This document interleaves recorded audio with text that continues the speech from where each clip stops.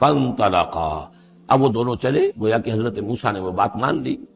حتی اذا رکبا فی السفینۃ، یہاں تک کہ جب وہ دونوں سوار ہوئے کشتی میں، خرقہا، اب ان صاحب نے، یہ جو صاحب موسیٰ انہیں کہیں یا حضرت خضر کہیں، انہوں نے کشتی کا ایک تختہ اکھاڑ دیا.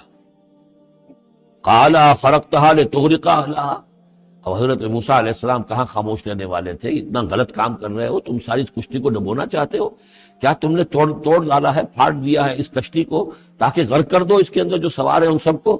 لقد جئت شیئا امرا، یہ تو آپ نے ایک بہت غلط کام کیا، بہت بھاری ایک جرم ہے جو آپ سے سرزد ہوا ہے. قال الم اقل انک لن تستطیع معی صبرا، انہوں نے کہا کیا میں نے نہیں کہا تھا کہ تم میرے ساتھ صبر نہیں کر سکو گے. تو اصل بات سمجھ لیجئے وہ کیا ہے کہ دنیا میں جو ظاہر میں کوئی عمل ہو رہا ہوتا ہے ہم اس کو دیکھتے ہیں، اس کے پیچھے اللہ کی کیا مشیت کام کر رہی ہے وہ ہمیں نظر نہیں آتی. بظاہر کوئی شے ہمارے لیے بری ہے، اس کے پیچھے کوئی خیر آ رہا ہے، ہم اس بری چیز کو برا سمجھ کر اور وہ ہم جو ہے نالا و شیون کا معاملہ اختیار کر دیتے ہیں. عسیٰ ان تکرہوا شیئا وہو خیر لکم وعسیٰ ان تحبوا شیئا وہو شر لکم واللہ یعلم وانتم لا تعلمون. یہ ہے اصل میں وہ بات کہ جو سورہ بقرہ میں ہم نے پڑھی تھی. ہو سکتا ہے تم کسی چیز کو برا سمجھو جبکہ حقیقت میں وہ تمہارے لیے بہتر، اور ہو سکتا ہے کہ تم کسی چیز کو اچھا سمجھو، حقیقت میں تمہارے لیے وہ مضر. اللہ جانتا ہے، تم نہیں جانتے. تو تفویض الامر ہونا چاہیے اللہ کی طرف، اے اللہ جو تجھے میرے لیے پسند ہے. لیکن یہ جو بھی فرشتے کر رہے ہوتے ہیں، اور ظاہر بات ہے یہ بھی ہو سکتا ہے فرشتے ہوں یا اولیاء اللہ میں سے کسی کی روح ہے، تو جیسا کہ شاہ ولی اللہ کا قول میں نے آپ کو سنایا ہے کہ وہ بھی ملائکہ کے طبقہ اسفل میں شامل ہو جاتے ہیں اور وہی اللہ تعالیٰ کے احکام کی جو ہے تنفیذ کرتے ہیں.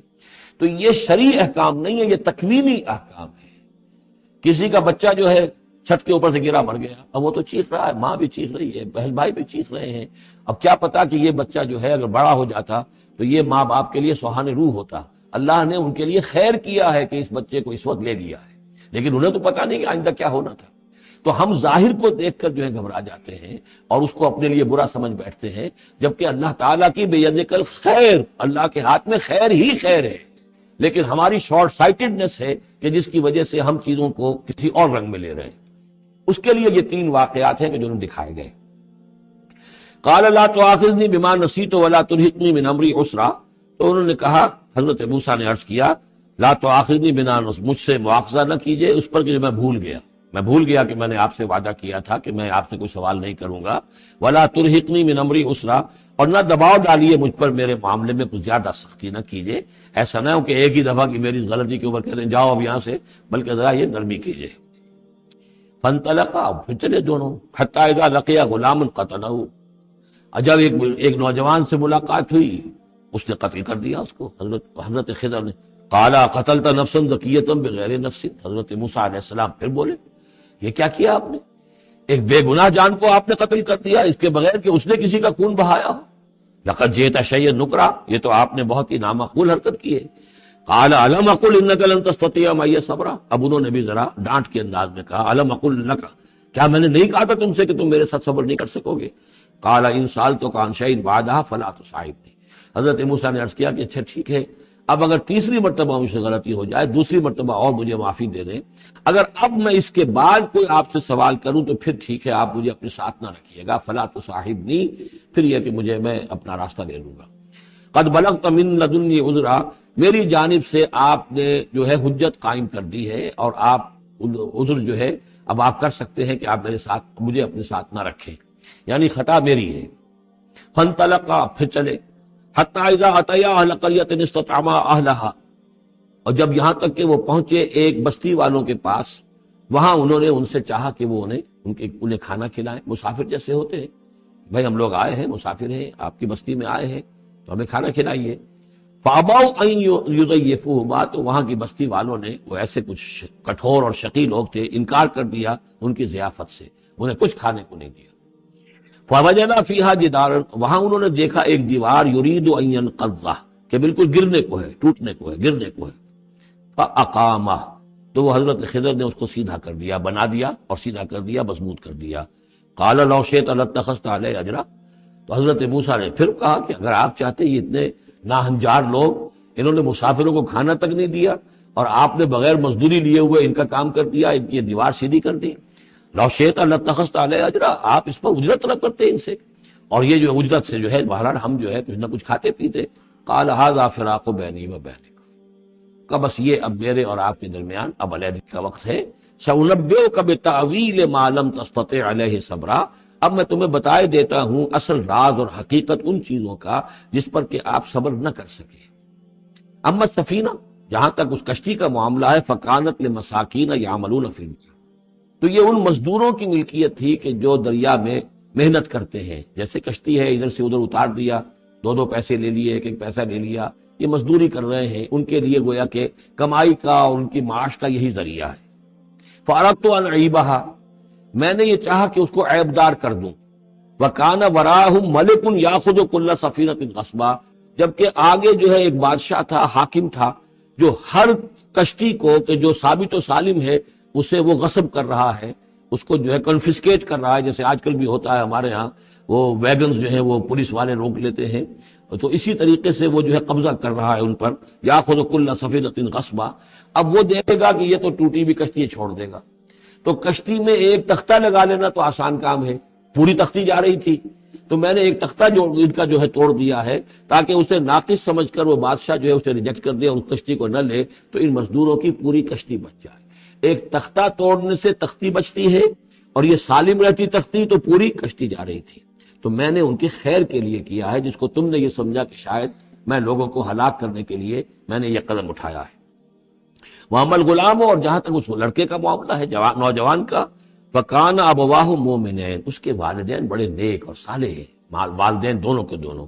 فَخَشِينَا أَن يُرْهِقَهُمَا طُغْيَانًا وَكُفْرًا، اب ظاہر بات ہے کہ حضرت خضر کو معلوم ہوگا کہ اس کے جینز اچھے نہیں ہیں، بڑے شرارتی قسم کے جین اس کے اندر ہیں، اور یہ جب جوان ہوگا تو یہ آوارہ ہو کر اٹھے گا اور بہت سخت ہوگا اور اپنے والدین کے لیے سوہان رو بن جائے گا۔ یرہقہما طغیانا و کفرا، ناشکری اور زبردستی کر کے ان کو عاجز کرے گا، ستائے گا۔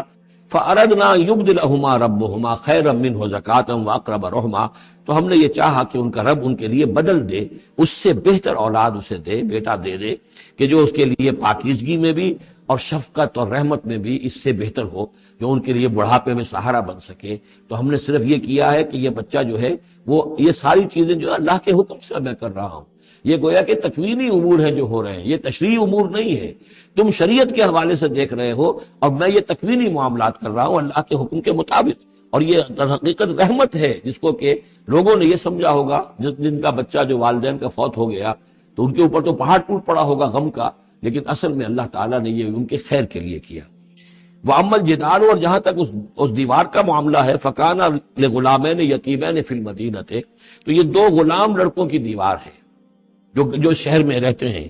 وَكَانَ تَحْتَهُ كَنْزٌ لَهُمَا، اور اس دیوار کی جڑ میں ان کے لیے ایک دفینہ ہے۔ وَكَانَ أَبُوهُمَا صَالِحًا، اور ان کا باپ جو ہے وہ بہت نیک آدمی تھا، باپ نیک تھا، وہ جو سمجھئے کہ کسی جوانی میں یا کوئی وقت جو ہے وہ اس کی موت کا وقت آ گیا، بچے چھوٹے چھوٹے تھے، اس نے کچھ اپنی پونجی جو ہے گھر کے اندر ایک دیوار کی جڑ کے اندر بنیاد کے اندر دفن کر دی، یہ بڑے ہو جائیں بچے یہ نکال لیں۔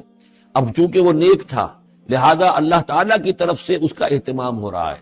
دیوار اگر اس وقت گر گئی ہوتی تو یہ خزانہ ظاہر ہو جاتا، اور ابھی وہ بچے جو ہیں وہ چھوٹے ہیں، تو لہذا یہ لوگ جو ہیں بستی والے کتنے ناہنجار ہیں جنہوں نے ہمیں کھانے کو نہیں دیا ہے، وہ کیا یتیموں کے اس مال کا لحاظ کریں گے؟ وہ سارا کا سارا اس مال کو قبضہ کر لیں گے۔ تو میں نے وہ دیوار بنا دی ہے۔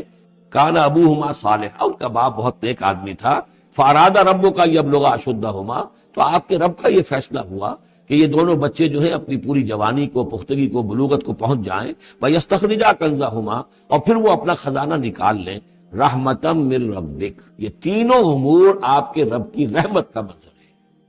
بظاہر جو بھی نظر آ رہا ہے، تو دنیا میں جو حالات و واقعات ہو رہے ہیں یہ حقیقت دنیا کے اعتبار سے ہم اس کے ظاہر کو دیکھتے ہیں، اور ظاہر کے حوالے سے ہی دل گرفتہ ہو گئے، رنجیدہ ہو گئے، نقصان ہو گیا، یہ ہو گیا، ہاں اے فلک پیر جواں تھا ابھی عارف، کیا تیرا بگڑتا جو نہ مرتا کوئی دن اور، مرثیوں پر مرثیے کہے جا رہے ہیں، یہ سب کچھ ہوتا ہے، لیکن یہ پتہ نہیں ہوتا کہ اللہ تعالیٰ کی طرف سے جو بھی ہے وہ خیر ہے، اسی میں بھلائی ہے۔ تو بندہ مومن کا کام کیا ہے؟ تفویض الامر الی اللہ، اپنے معاملات کو اللہ کے حوالے کر دے، راضی برضائے رب، جو اللہ کی طرف سے آیا کہ ہر اتفاقی ماریخ عین الطاف، رحمت من ربک، یہ سب کچھ رحمت تھا، رحمت ہے آپ کے رب کی طرف سے، وما فعلتہ عن امری، یہ میں نے اپنے جی سے نہیں کیا ہے، میرا فیصلہ نہیں ہے۔ یعنی یہ جو بھی تھے، چاہے فرشتے تھے اور چاہے کوئی نیک انسان ہے جنہیں اللہ نے بہت لمبی زندگی دے دی ہے، چاہے یہ کوئی روح ہے کہ جو انسانی شکل میں پھر آ گئی ہے، کہ جو اللہ تعالیٰ نے کسی ولی اللہ کی روح کو جو ہے وہ طویل زندگی دے رکھی ہے، کوئی بھی ہے، اس سے کوئی فرق واقع نہیں ہوتا، لیکن یہ کہ وہ در حقیقت کارکنان قضاء و قدر کی فوج میں ریکروٹ ہو گئے۔ وہ جو فیصلے کر رہے ہیں، جس کی تنفیذ کر رہے ہیں، اس کا شریعت سے تعلق نہیں ہے، وہ تکوینی امور ہے اللہ تعالیٰ کے۔ ذالک تعویل ما لم تستطع علیہ صبرا، یہ ہے تعویل، یہ ہے اصل حقیقت، یہ ہے اصل راز ان چیزوں کا جس پر کہ اے موسیٰ تم صبر نہ کر پاؤ۔ اب اس کے بعد جو ایک رکوع میں واقعہ آ رہا ہے ذوالقرنین کا، تو جو بھی 1-2 منٹ ہمارے پاس ہے اس میں میں تھوڑی سی تمہید بیان کیے دیتا ہوں کہ تو ایک سوال یہ بھی تھا کہ ذوالقرنین کون ہے، یہ کون ہے؟ یہ سمجھئے کہ اس صدی تک، تقریباً 1300 برس تک ہمارے مفسرین ان کے علم میں نہیں تھا کہ کوئی اتنا بڑا بادشاہ ہو رہا ہو جتنا بڑے بادشاہ کا ذکر ابھی ذوالقرنین کے حوالے سے آئے گا، تو لہذا لوگوں نے یہ سمجھا عام طور پر کہ سکندر اعظم، یہی معلوم تھا سکندر بہت بڑا فاتح تھا، وہ مقدونیہ سے چلا یونان سے اور دریائے بیاس تک آ گیا تک، کتنا بڑا تو اس کو، لیکن یہ کہ اس کی سیرت و کردار جو ہے جو سکندر کی معلوم ہے، اس کی کوئی مناسبت ذوالقرنین کے اس کردار سے نہیں ہے۔ ذوالقرنین اصل میں ایران کے بادشاہ تھے، اور ایران اس وقت 2 ملکوں میں اوپر میں منقسم تھا۔ اب بھی اگر ابھی کبھی نقشہ دیکھیں گے تو ایک علاقہ جو ہے ایران کا وہ تو ہے جو خراسان کا حصہ ہے، جو اصل ایران ہے اس کو بھی یوں سمجھیے 2 حصوں میں، ایک پارس پرانا کہلاتا تھا جس سے فارس کا لفظ بنا ہے، اور دوسرا مادہ تھا، میڈیا یا مادہ۔ تو یہ ایک شخص ایسے ابھرے کہ جنہوں نے ان دونوں کو ملا کر ایک حکومت بنایا، اور وہاں سے سلطنت ایران کا جو یوں سمجھیے کہ جو ان کا ایک سنہرا دور ہے، اور ان کی عظمت و سطوت جس کی کہ وہ بہت زیادہ جس پر فخر کرتے ہیں، اس لیے کہ ایرانی قوم بڑی نیشنلسٹ ہے، نسل پرست ہے، ان کے اندر اپنی تاریخ پر، اپنی روایات پر جو ہے وہ بہت ان کو فخر ہے۔ تو وہاں سے وہ دور شروع ہوا، اور انہوں نے پھر اس علامت میں کہ میں نے 2 ملکوں کو جوڑ کر ایک بنایا ہے، اپنے تاج کے اندر 2 سینگ لگا لیے تھے، اور وہ جو ہے ذوالقرنین یہ لقب ان کا ہو گیا تھا۔ اس کے حوالے سے سوال کیا گیا، اور اس کے بارے میں تفصیل جو اگلے رکوع میں آئے گی۔ بارک اللہ لی ولکم فی القرآن العظیم ونفعنی وإیاکم بالآیات والذکر الحکیم۔